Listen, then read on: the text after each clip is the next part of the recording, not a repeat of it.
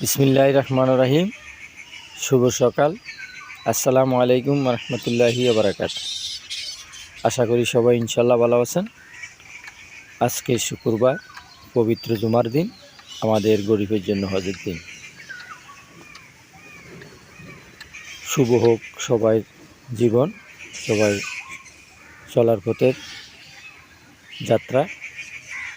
রমজানে মুবারক সবার জন্য সুন্দর হোক, সফল হোক।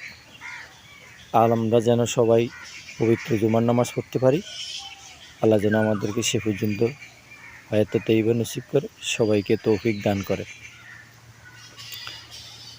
আমরা সেহেরি, ইফতার, তারাবি আমরা যেন পড়তে পারি। আল্লাহ যেন আমাদেরকে সুস্থ রাখে, ভালো রাখে। আমরা 5 ওয়াক্ত নামাজ পড়তে পারি, তারাবি পড়তে পারি।